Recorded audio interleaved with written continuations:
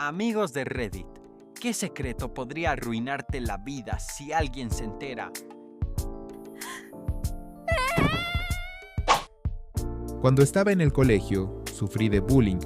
Había un chico al que llamaré Carlos, que siempre me golpeaba, insultaba o hacía cualquier cosa para incomodarme.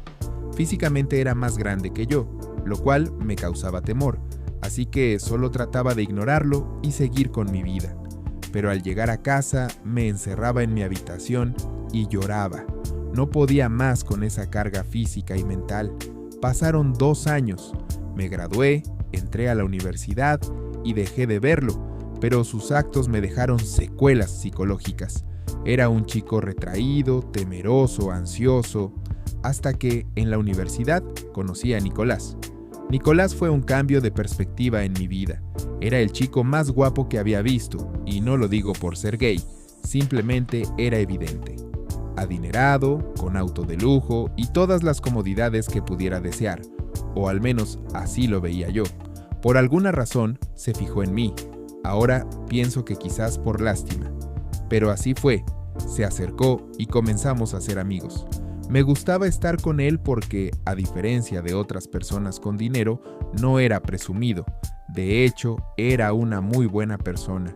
Una vez, almorzando en el restaurante de la universidad, me dijo: "Te veo flaco, deberías venir al gimnasio conmigo". Accedí, tal vez sería algo que me ayudaría, y desde ahí estuvimos siempre juntos. Pasaron los años y me hice fuerte. Mi físico cambió por completo.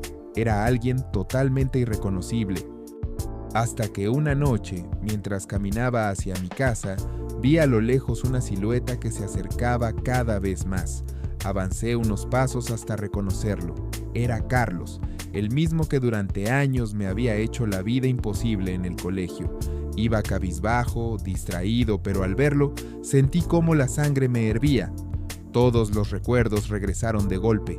Cada insulto, cada empujón, cada humillación.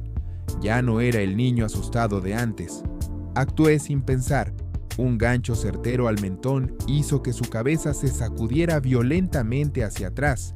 Cayó como un fardo contra el pavimento. No hubo palabras. Me subí sobre él y descargué golpe tras golpe mientras él apenas podía gemir, porque cada intento de reacción era ahogado por otro impacto en su rostro. Cuando recuperé la conciencia de lo que hacía, su cara ya no tenía forma.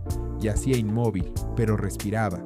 Me levanté, me limpié los nudillos ensangrentados en el pantalón y lo dejé ahí, tirado en esa calle desierta como él me había dejado tantas veces a mí, solo, confundido y roto. Hoy, años después, a veces me pregunto si alguna vez supo quién fue, o si incluso lo relacionó con aquel chico débil al que tanto maltrató. La verdad es que ya me da igual. Mi nombre es Karina, soy una chica universitaria de 23 años. Esto sucedió cuando tenía 21. Soy de una familia con muchas comodidades, por lo que mi único objetivo es estudiar. Mis padres pagan mis estudios y demás gastos. Cuando comencé en la universidad, tenía mucho tiempo libre y me aburría, así que me descargué Tinder. Fue ahí donde conocí a un chico. Era muy guapo y de inmediato le di match. Salimos, hablamos un rato, pero era evidente. Solo estábamos juntos porque los dos queríamos sexo. Fuimos a un motel y pasó. No fue la mejor experiencia de mi vida, pero estuvo bien. No volvimos a vernos. Casi un año después, mis padres y yo hicimos un viaje para visitar a una tía lejana, a la que yo no conocía. Llegamos allá y vaya sorpresa que me llevé al ver que ese chico con quien había salido meses atrás era el hijo de mi tía. Es decir, éramos primos segundos. En la expresión de ambos se notó la sorpresa, pero supimos disimularlo. Y hasta el día de hoy, este es uno de mis mayores secretos. Soy hombre, un hombre de facciones algo femeninas, lo cual me da cierta popularidad entre las mujeres. Amo el fútbol, salir con mis amigos, pero tengo un gran secreto. En la privacidad de mi cuarto, soy un femboy. Amo vestirme de mujer, especialmente usar cosplays de anime y ese tipo de cosas. Al principio lo hice por curiosidad, solo por saber qué se sentía.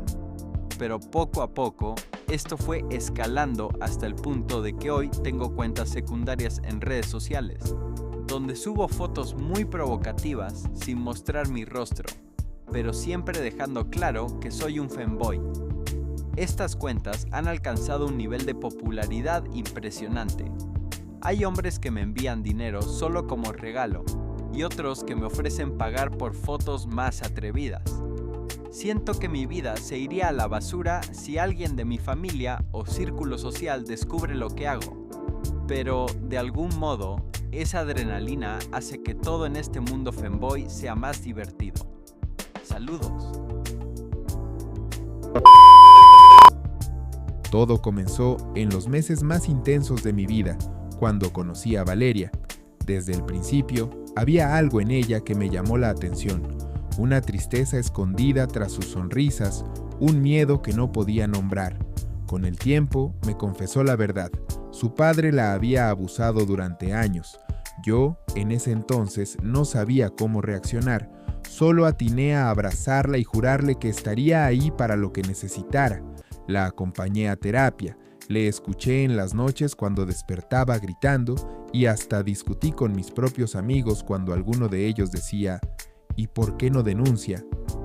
Swing como si fuera tan fácil, pero el verdadero infierno llegó una noche que nunca olvidaré. Fue un viernes.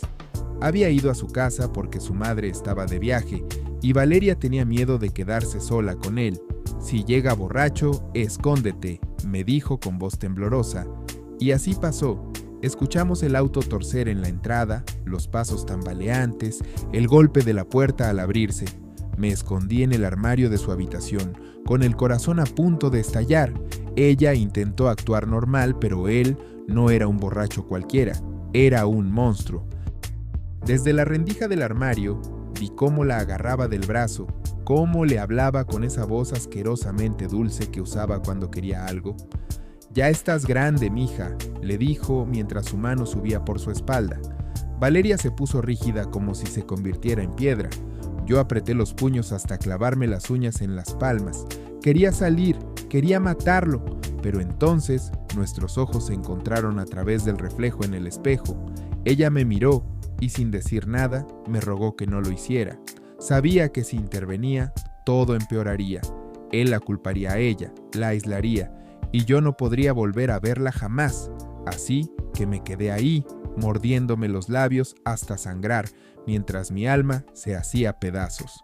Esa noche, después de que él se durmiera, salí del armario y la abracé. Ella no lloró, solo temblaba, como si el frío le hubiera calado hasta los huesos. Algún día se pudrirá en el infierno, le dije, pero ahora sé que el infierno no espera a nadie. Hoy, Valeria ya no está conmigo. Terminamos porque, según ella, no podía amar a nadie sin sentir asco. Lo entendí. Nunca la juzgué por ello. Hace años, en mi época de colegio, pasaba mucho tiempo en la Xbox jugando un juego de guerra online. Fue ahí donde conocí a un amigo, a quien llamaré David. David y yo pasábamos todas las noches jugando y hablando. Él me contaba su vida y yo a él. Fue así como, poco a poco, nos hicimos mejores amigos, a pesar de estar en países diferentes. Una noche, llegó claramente afectado. Se notaba en su tono de voz que algo le pasaba, así que se lo pregunté. Me comenzó a contar que le era hijo único y solo vivía con su padre, ya que su madre había muerto durante el parto. David me confesó que su padre era un hombre adicto al alcohol y que tomaba todos los días. Siempre lo maltrataba e incluso lo tocaba de manera indebida. Yo era solo un niño y no sabía qué decirle, ni cómo aconsejarlo. Pero me dolía profundamente que quien consideraba mi mejor amigo estuviera pasando por todo eso. Me confesó que estaba desesperado, que había pensado en 1000 maneras de terminar con esa situación. Incluso había considerado a su padre. Le dije que era una pésima idea, que solo arruinaría su vida para siempre. El tiempo pasó y sus problemas empeoraron. Hasta que una noche me dijo esas palabras que aún resuenan en mi cabeza. No aguanto más. Me iré de casa. Recuerdo que esa noche se despidió de mí. Yo lloré.